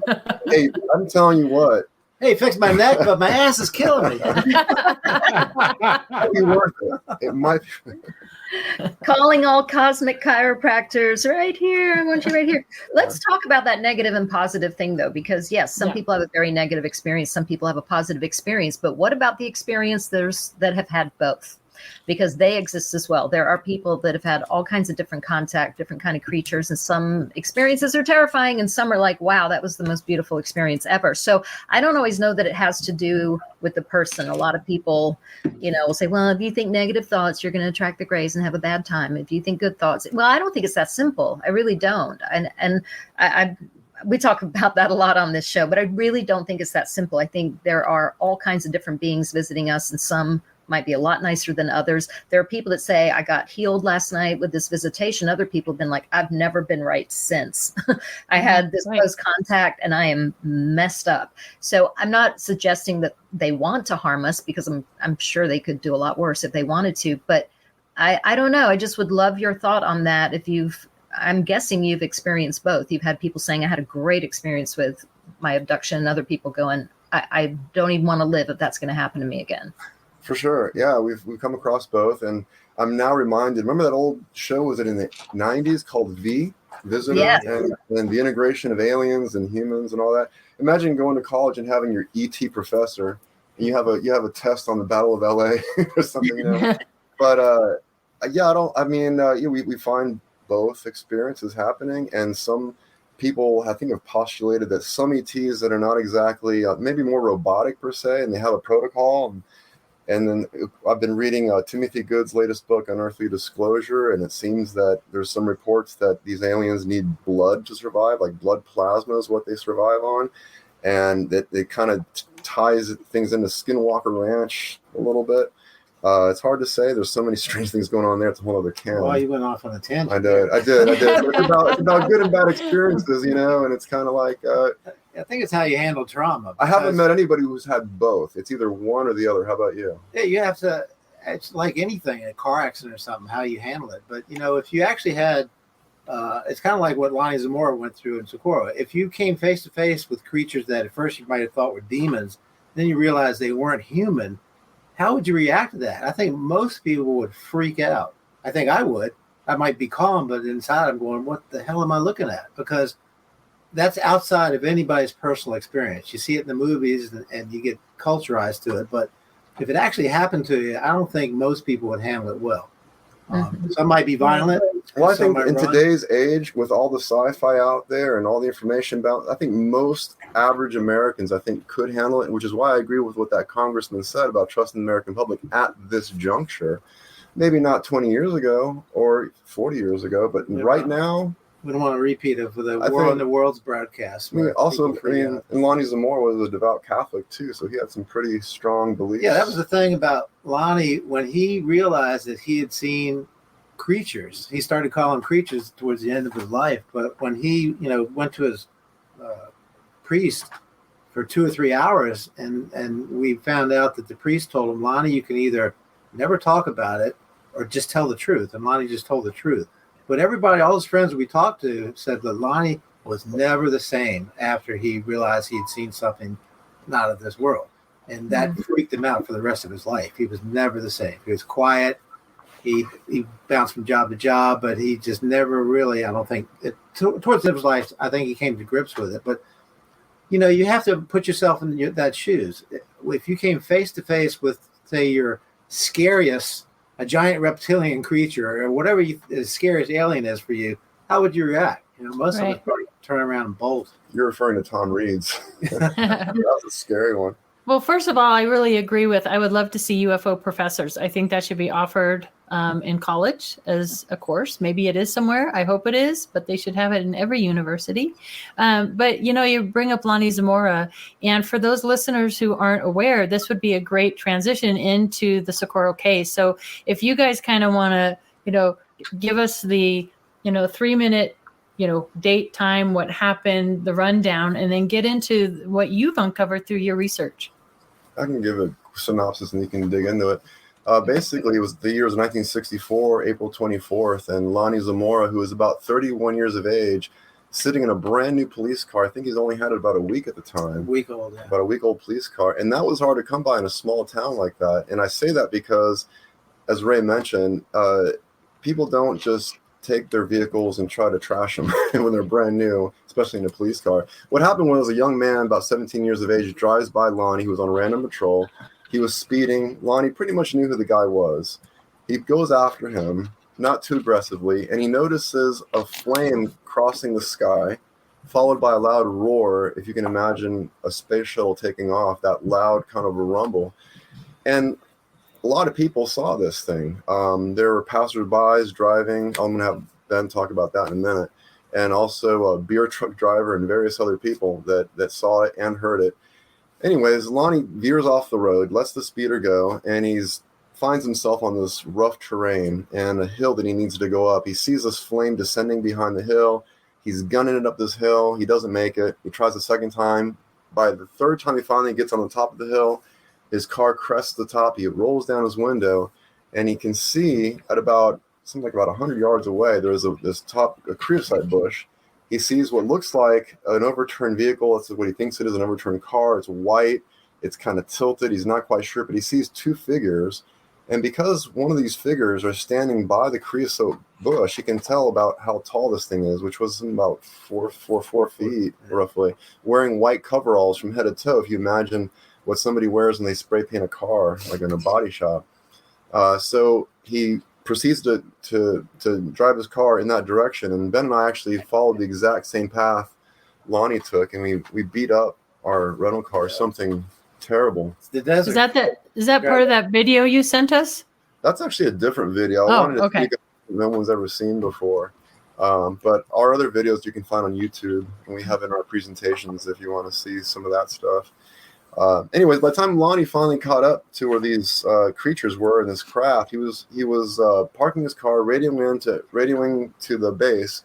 And a quick segue right here, this UFO was reported coming down from Albuquerque, following the Rio Grande River. And the Rio Grande, if you're not familiar, it does have trees along either side, and if it flies pretty low, it can pretty much hide from any main, big, civilian housing developments or roads or what have you. It's interesting because people were calling it in to radio dispatch from about 5 o'clock to 5:15. Lonnie Zamora didn't pick up on this whole thing until around 5:45. And the whole event only lasted a handful of minutes, because if you consider that by the time he got out of his car and he heard, some battery died on this light here, and he heard what sounded like doors closing, like a hatch on a submarine. He was only about 30 feet from this vehicle, from this craft, and he saw this huge red insignia on the side of it. And it's been a kind of a matter of contention for a while between ufologists like, and I'll say Kevin Randall, because we worked with him on his book. And he likes to believe the umbrella symbol, which I believe Ray has proven to be false. And we'll talk about that in a little bit. But what's most intriguing about this case that a lot of people seem to forget about is that J. Allen Hynek arrives on April 26th, and this is the case that changed his mind about ufology, because up until this point, he was all about swamp gas, excuse, Project Blue Book. And so this is the case that turned things around for him. Then he formed CUFOS. But I'll have Ben talk about the evidence, the rock evidence, the metal scrapings, and all that stuff. It's really neat. Yeah, there's a lot of evidence for what happened. The thing is that it was in the middle of nowhere. There was still nothing out there. And, we looked into every possibility of what it could be. And on a show recently that we won't disparage him any longer, at the end of his Segura presentation, this guy said it was the lunar lander. And that's ludicrous, because the lunar lander in April of '64 wasn't flying, didn't have an internal engine. It was being dropped from a helicopter to test the integrity of the struts. So it wasn't a lunar lander. And in the main piece of evidence that we have when we got, when Rob Mercer found the Craigslist Blue Book files, that we got a lot of the documents from him. The document that the government... Oh, I think I sent you pictures on that. Do you have that by any chance? Yeah, basically... Let's see. Yeah, that's an original photograph of the landing site.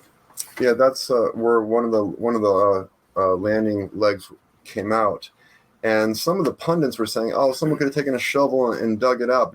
But the original photos show that when you see a ridge of dirt around, if you imagine your foot's in the sand and you pick your foot straight up out at an angle, That's what this looks like. As the dirt falls back down, there's no angular shovel marks.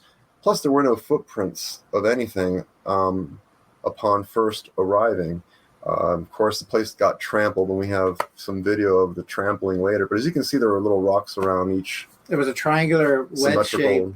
The landing gear was triangular wedge shape. That's the metal that was scraped onto the rock by one of the landing gear that Ray lost after he handed it to somebody. That's the rock that had the metal scrapings. When they gave it to Goddard, they said they'd take half of them for analysis and give them half back, and they took everything and then told them it was silicate. But you can tell that's metal right there. And when the landing pad scraped on the rock, it had these filaments come off and stay on the rock. And apparently they were tested as being magnesium and iron, but not of earthly ratios. They were tested at Goddard by Dr. Frankel. Yeah. And when he called Ray, what did he say? He said it was very unusual. It was non-corrosive material, but the isotopes didn't conform to anything made on this planet. Of course, there's iron all over the place, but if it's from another planet, the isotope ratio will show you it's not from Earth. And this stuff, whatever it was not in all the textbooks. Didn't you say that it was strange how it was bound together? Yeah, they couldn't figure out how it was bonded. But, you had the 4M prints, you had several police officers, and even Sergeant Chavez might have seen it, but they didn't want to say anything. Sergeant Chavez, who is Lonnie's boss, kept thinking it was a black project. But in the own internal documents from the government, it says it first thought to be the lunar lander, but further investigation has ruled that out. That's why to this day, the Blue Book file still says it's an unknown. They never solved the case. Question for you. Did Lonnie get a lot of heat from this? I mean, was there a lot of, pushback on him? That's a good question. He was being made fun of by little kids on the street, and he would go on patrol. Imagine little kids sitting there mocking you for being the alien guy, and then adults doing it as well. And Lonnie was not a drinker, at least not at that point. Later in life, with all the stress and everything that he went through, I should be drinking too. But yeah, I mean, he never tried to milk this for anything, and he got calls from Japan and all these. They wanted to do TV shows. They did a movie called Phenomenon 666, which nobody can find, but it was so crappy. I heard that it wasn't worth finding.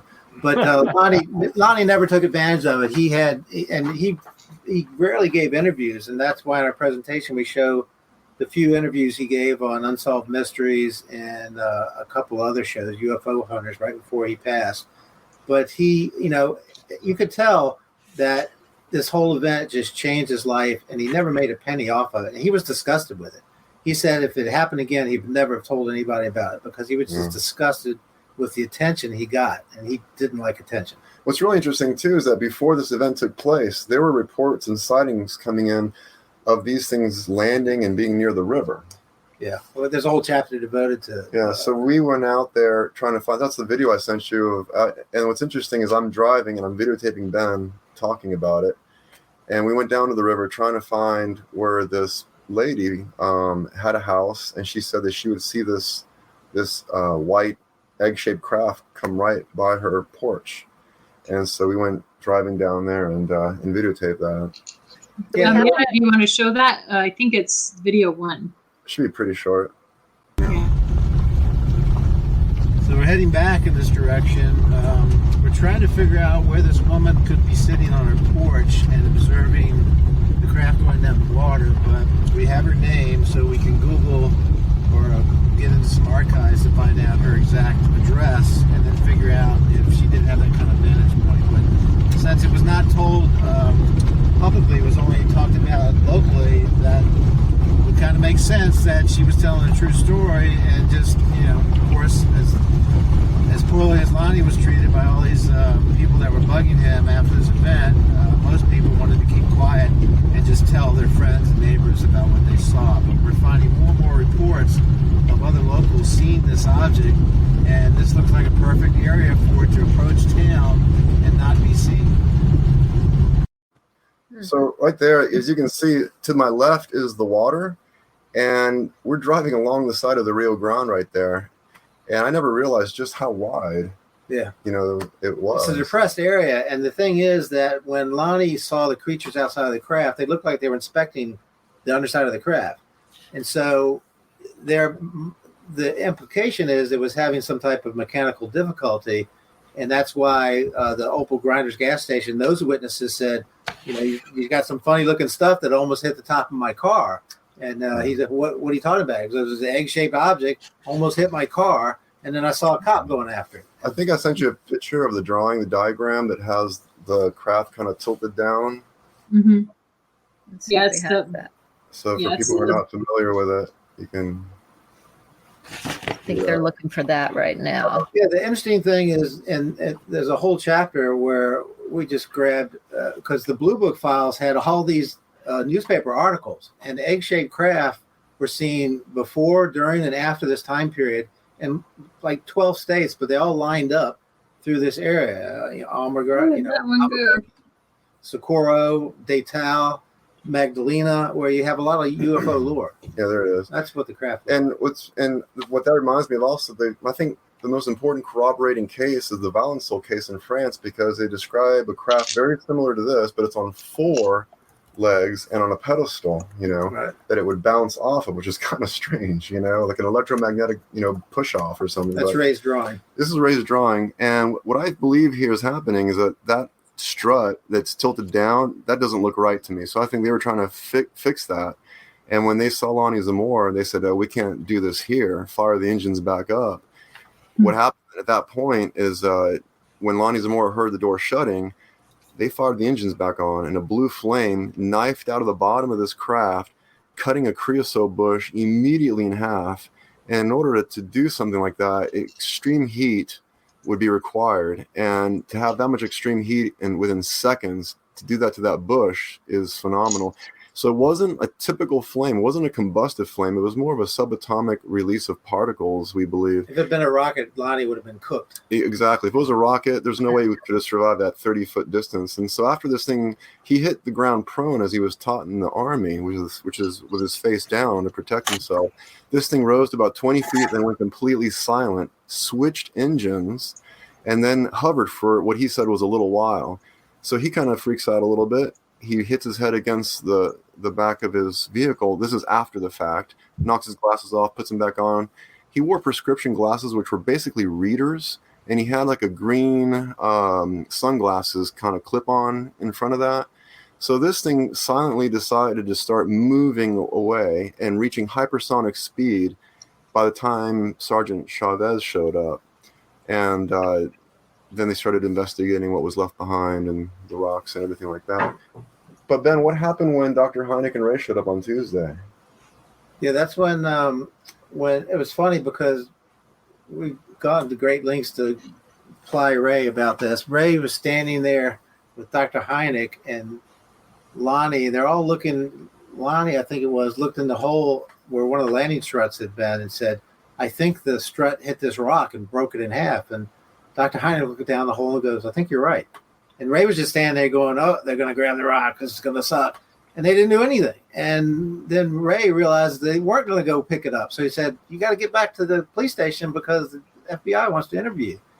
Yeah, and so they went back to the police station, and then Ray got in his car, came back, picked up the rock, put it in a bag, and that's the whole metal story.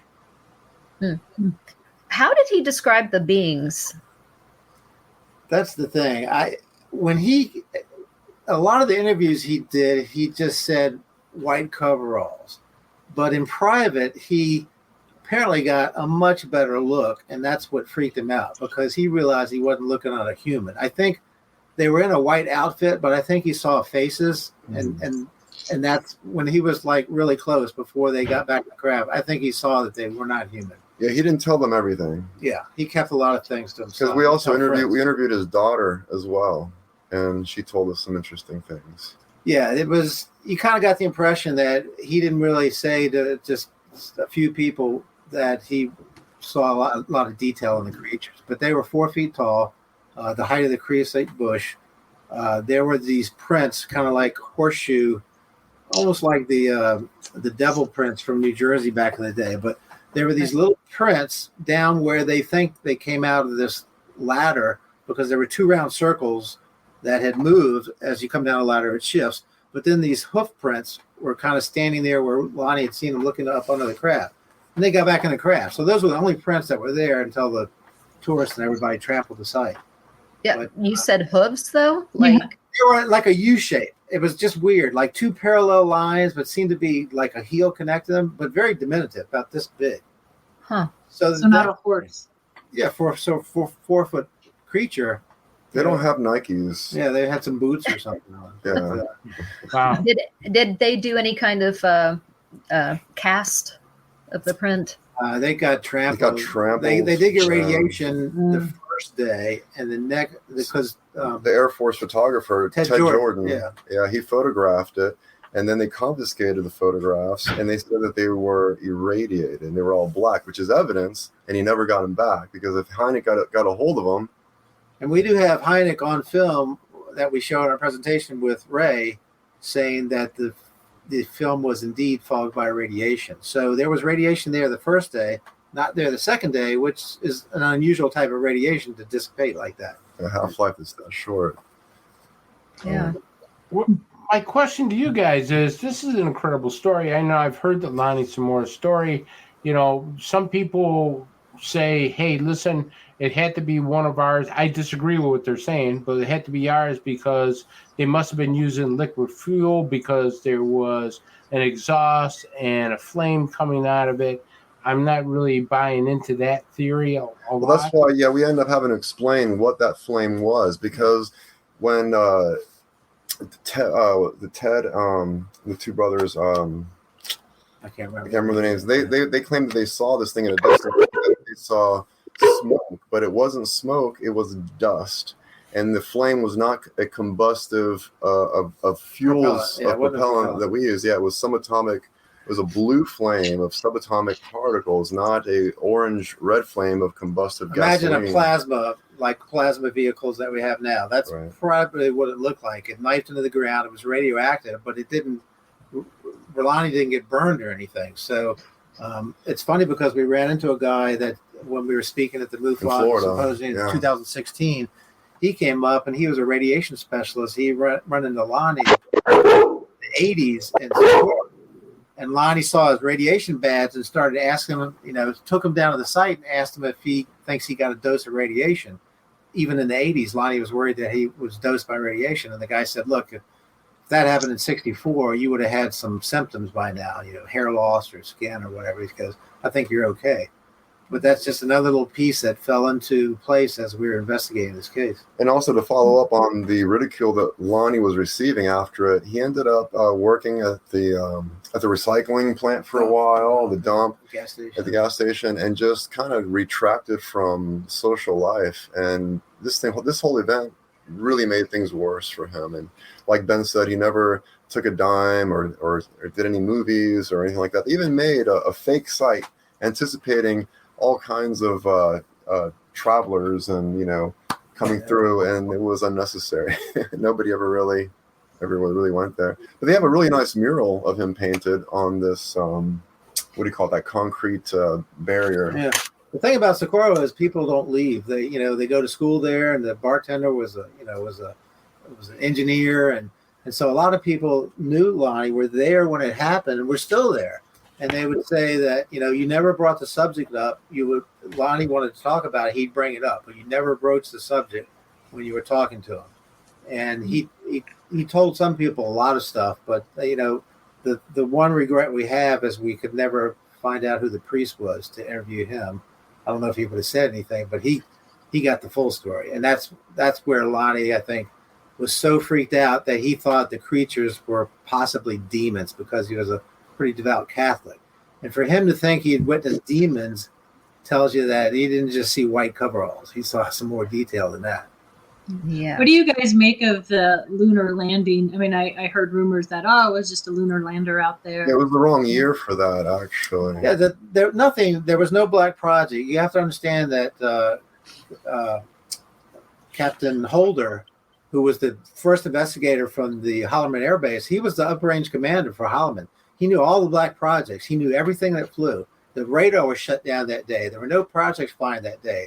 The lunar lander didn't fly until a year later, and the engine would always lock up after maybe a minute and a half of flight because it uses hydroxine, which is caused it. So every time they flew it, they had to rebuild the engine because it was designed to fly in no atmosphere. So if it did land there, they couldn't take off anymore. Right, and it wasn't dropped by a helicopter. And the thing is, Haldeman's 30 miles away. They wouldn't have been testing the lunar lander in the Socorro Desert. That doesn't make any sense. And there's no, and they're civilians. Blue Book actually said, we looked into that. It wasn't that. And Hector Quintanilla, he was really mad. He said, I'm going to find out what this is. He got a top security clearance, top secret, went to all the bases. He said, I'm going to find this in a hangar somewhere. And at the end, he's like, that one I just never figured out. I couldn't find anything. There was no black project. It wasn't the lunar lander. And top brass was always calling in. Yeah, the Joint Chief of Staff, the Pentagon, the White House were calling Holgren. Even years later, in the interview we have with him, he's like, I don't know why they kept calling me, but they wanted to know what happened there. So that tells you it wasn't the lunar lander. I mean, we pretty much dove into that. Even talked to, balloonists and the Space Center and all. It just didn't happen that way. And the reason for going out there was to look at the terrain, and it is impossible to drag anything behind you. If you had a truck with a tether. Yeah. We had a debunker that said it was a balloon. I'm like, balloons don't fly into a 40-mile-an-hour wind and then hit estimated 750 miles an hour. Yeah. This may get us slightly off topic, but we can certainly come back to this Socorro case. But, talking about Lonnie and the shock, that this case had on him, his experience and what he saw. Tony, you were saying, I think most people can handle it at this point, like if they were to have an encounter with an alien. But I think one of the biggest issues we have is it's not like they make an appointment. It's not like, okay, we're going to come next Sunday at noon, gather your friends, have a few drinks, calm your nerves. We'll show up slowly. We'll give you time to adjust. That doesn't happen. And, for people that are like literally in their bed at 3 a.m. and all of a sudden they have something standing over them and they can't speak and they're paralyzed, or in his case, it was very shocking.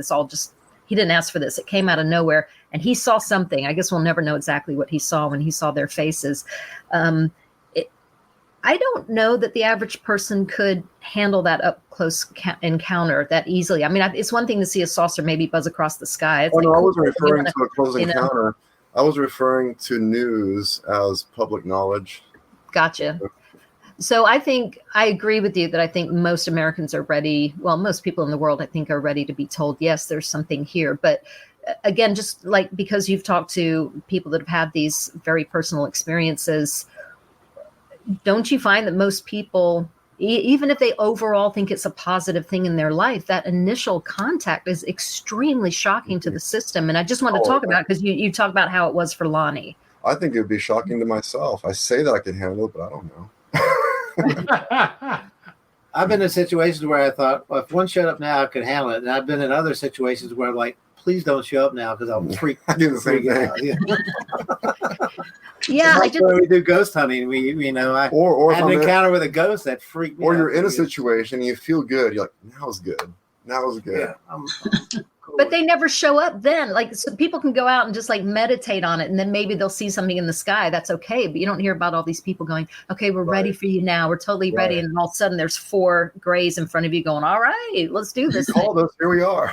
Yeah, that's true to the people that actually see something. Is Ray always told us, and Ray was always there with the camera catching stuff, and he said I always could feel when they were around, and he would get some type of, it seems like an electromagnetic tingle or something. Yeah, it's like spider sense, but he would know that something's around. And then of course he built this huge magnetometer that when that thing started screaming, he knew there was something big and made out of some type of metal to carry electromagnetic field. But his magnetometer goes off and he almost always catches something there when he takes his camera out. Mm-hmm. So I think some people might be attractors, or they may be just focus in on some people, almost like lab rats. That's your favorite lab rats? Oh, geez, I'm not sure I like those. I think some of your friends are going to call you about that comment. Well, it's like if you look at a sandhill, you don't care about the ants, with the anthill. You don't really worry about their structure or anything. If they're as that long part, as they don't step on us, I think it all depends. This whole alien thing has really sometimes gone in so many different directions. You don't know how it is. But you mentioned something. I want to bring that up. You mentioned ghost hunting and the paranormal. Do you see a connection between the paranormal and UFOs, guys? A lot of people try to make that correlation. I don't really see it. And in fact, we did a thing at my house in Pennsylvania with Wilbur Allen, and that was the only time that we actually captured an EVP. Ben heard his name called, and Wilbur Allen shot a UFO above my house. Yeah. And I don't think they're related, but I can't say that they are, but it's just kind of a coincidence. But that's the only time.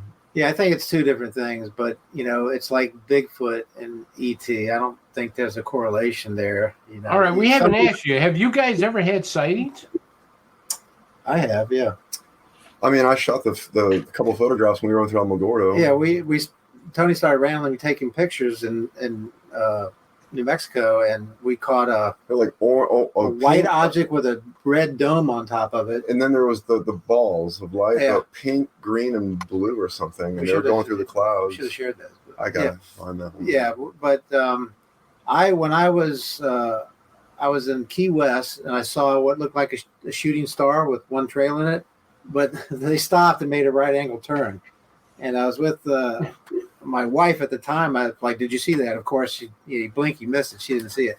But the good one I had was in Roanoke, Virginia. I was up in the mountains, and I saw with my college roommate, there was two huge thunderheads, and I'm not sure if this wasn't ball lightning, but these two purple tracks came out and joined the two thunderheads together, and then a purple ball came whooshing around, and then a second one came whooshing around on the tracks and disappeared in the cloud. And I was just stunned. And I looked at my friend Bruce. I go, "Bruce, what did you just see?" He goes, "Two big purple balls following a track." And so I knew I saw it, but I have no idea what it was. It was the strangest thing I've ever seen. And that's why when these things happen to you, it's hard to get your mind wrapped around. Didn't you see one at my parents' house on the 4th of July? Oh, yeah, we did see on the 4th of July an object, and I didn't see it. Your my girlfriend at the time, saw it. A pretty fast-moving object at maybe 70,000 feet moving across the sky. That was years And then we were at the library. We were given a presentation. Oh, that one too, yeah. And we were in the parking lot, and the planes were going to Dulles Airport. So we knew the flight pattern, but this object came across their path. That was really cool. It was a white, very shiny object, and we tried to film it. We tried so hard. The sun, it was like 100 degrees, and the sun was right overhead. And every time I looked up, I'm like, man, I want to go blind trying to find this thing. Yeah. But yeah, I've had several things I've seen that just were. The purple ball was the thing that just freaked me out. I don't know if there's ball lightning or it's just so weird. Those dang 4th of July sightings, we get a lot of reports into MUFON on 4th of July. So those are always written off as like, part of the fireworks display or drones or aircraft or whatever. Yeah, we have a Dulles Town Center. It's a big complex of shops and stuff. And when they put in the synchronized computerized spotlights, I got 10 cases in an hour. And every one of them said the same, they're dancing across the clouds. I'm like, okay, that's the laser show from Dulles, right near Dulles Airport. Right. And that was frustrating because remember when Jupiter, I think Saturn and Venus were triangulated in the sky, and one was really bright. We got a lot of reports that time when I was chief field investigator. That's some of the benefits of being a field investigator. You learn these through the years after doing so many cases. I want to circle back to Socorro for a minute because I have one follow-up question about just the area in general with White Sands Missile Base. Why do you think those little ET beings were there, other than having a problem with their craft possibly? But what around in the area were they doing there? Can you talk about that? Just location? New Mexico. Yeah, New Mexico, is a hot spot, and like we were driving from Socorro to Arizona, going through Alamogordo, would pull over to the gas station, and we're talking to the guy inside about UFOs, and he says, "We have an entire photo album of 20 years full of UFOs. We sit on the porch and we shoot UFO pictures. We see them all the time. See them all the time, yeah." So I believe that there's got to be, in my opinion, I think there's a base out there, really. Yeah, there was a landing near the reservoir that somebody told us about, but it was never made public. Ray said other officers admitted that they had seen the craft, but they weren't going to say anything because even was treated. Yeah, even after the fact. I think that because there's so many egg-shaped craft in that area, maybe there was just this one civilization that built these things shaped like that was visiting us in that time frame. But in the desert there is a lot of uranium also, so I don't know if that was a factor. But there are uranium deposits out there, and that's why when I was on Ben Hanson's show, UFO Witness, we were in Socorro. When he pulled out his Geiger counter, I said, "You're going to get a reading," and sure enough, he did. And I said, "That's the uranium." And so he went outside where the prints still are, barely, and still got a reading. But on the show, he goes, "We got radiation from the craft." And I'm like, "Come on, man!" Right? That's a little TV wizardy there, and no harm to Ben Hanson. He's a great guy, but that was just made me look like I didn't know what I was talking about. So. Yeah. Okay. We'll leave Ben Hanson alone. He's a good guy. We love that. Yeah. Anyways, besides Socorro, what is the most bizarre, strangest case you guys have ever investigated as a team? Well, there was a case that we didn't get a chance to do, and I really wanted to, and that was the one where in West Virginia, where the family had a history of a crashed UFO. Yeah. Great-grandfather. From the 30s. Yeah. Wait, whoa. You said a crash UFO? A crashed UFO in West Virginia, where the great-grandfather, if I'm not mistaken, hid it away like in a cave nearby, and this particular alien that he was working with came back every 10 years, supposedly, to work on it. And the last time they came back was, do you remember, was it 20 years ago or something? And then it wasn't the our witness disappeared. We and all didn't get this that case. stuff. But that would have been the weirdest case for me if we actually got it. Other than that, in terms of weirdness, it's more like funny, really, which is the lady with the dogs. Yeah, I tell you, the funniest case was when we went out we were near Fort Bragg. It's Fort Bragg, right? That's the lady with the dogs? Yeah. That's the same So one. we go out, and this lady has been seeing these balls of light, and she was a dog trainer for like Defense Intelligence. So she had like 15 big, mean dogs in a pen. And we're out there, and you can hear machine gun and bombs going off from the base. The dogs want to get through the fence to attack me or Tony. And I kept saying to her, "Is it okay?" She goes, "Oh, yeah, as long as they don't get out of the fence, you're fine. But if they get out of the fence, run to the car." So we're trying to do this investigation. I'm worried that the dog is leaning, the alpha male was like a wolf. He was leaning on this fence. It was that little skinny wire fence. He was trying to eat chicken wire. Yeah, I swear to God, he wanted Think what he would have done to your leg if you wanted to eat chicken wire. Let's get out of the car and loses in that situation. But yeah, there's all this noise and everything. And we're out there and we're trying to put this together. The whole time I'm worried about the damn I'm flying the drone up the trees to see where she claimed the UFO touched the trees and there was radiation with damage, and I couldn't find it. I'm flying the drone trying to see where this evidence is, and I couldn't do it. Dogs are barking, the machines are going off, and finally we kind of wound it down. But we took some pictures, and too bad we don't have those. But we took some pictures, and what she had described with these balls of light with like stars in them. And in 3 of these frames, we had these balls of light with stars in them. And it was really weird because we were trying to figure out. I had Bruce Maccabee looked at them on Facebook, and he said it. I was saying maybe the sun creeped through the trees. He goes, "That doesn't look like what's happening here."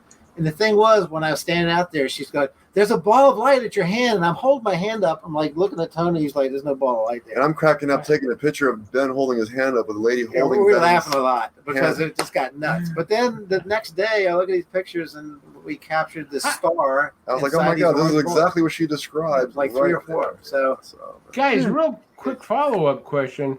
This guy who said he hid the UFO in a cage or a cave, how the hell did he get it there? I mean, you don't exactly pick it up and walk it over to a cave. it was like a debris field. That was my understanding. So he just picked up all this stuff. He just and put just shoved all the parts into this cave. This is like over almost 100 years. Yeah, old.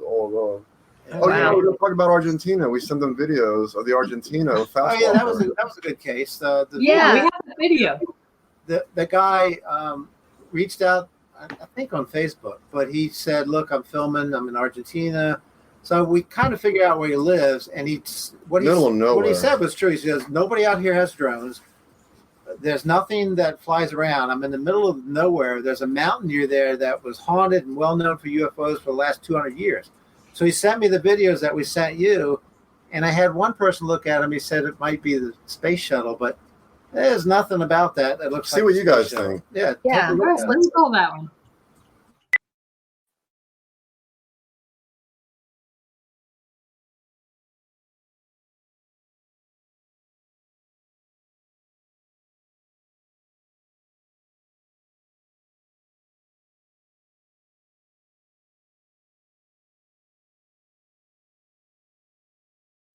So it speeds up, it slows down, Yeah, and then it changes direction, it speeds up again, slows down.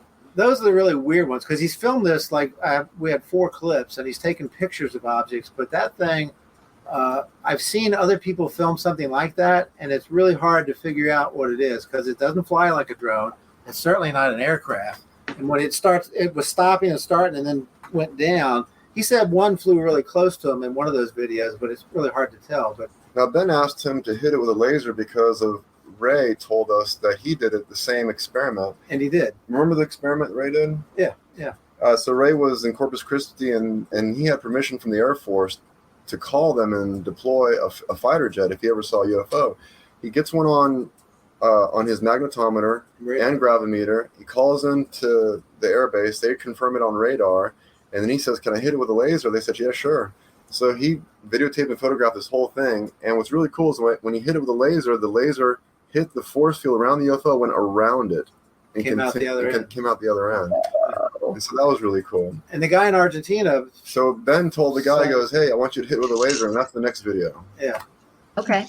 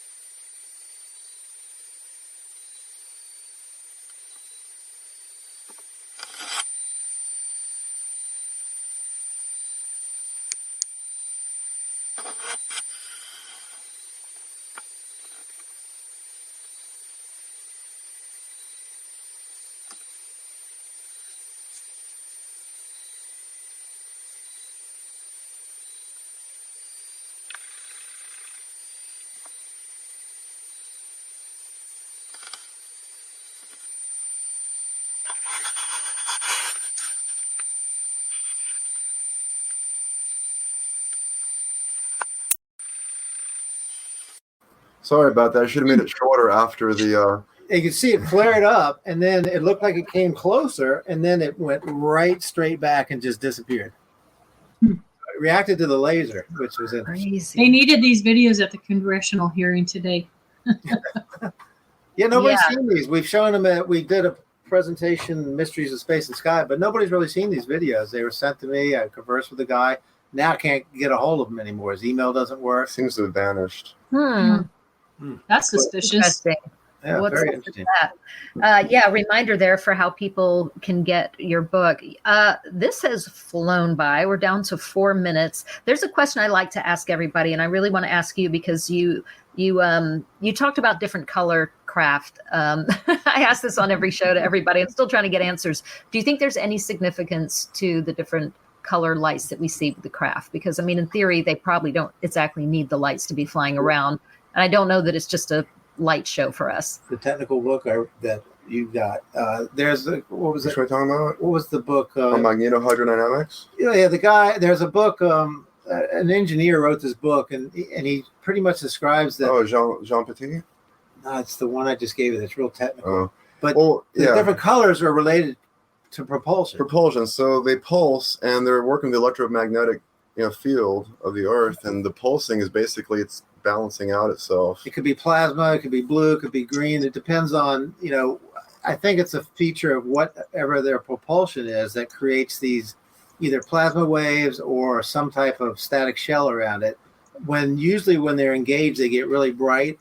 And usually when they're not engaged, sometimes they turn red. I think it depends also on the type of propulsion that particular craft is utilizing, because there's many different kinds. It could be mercury drive, magnetohydrodynamics, antimatter, tachyons. I mean, Could be each one of those It's probably works significant, but differently. we're just guessing what the significance is. But we know for sure that in the Socorro craft, there seems to be two engines, one for land and takeoff, and then the silent one for the hypersonic speed. Which is kind of, when we go to the moon, we have the main engine gets us there. Then the module came down, went back up, docked, and came home. That's kind of what maybe happens with a lot of these craft. You have the Socorro craft had two different engines. One was silent, one was a blue flame to lift it, but the other one probably was the one that traversed space.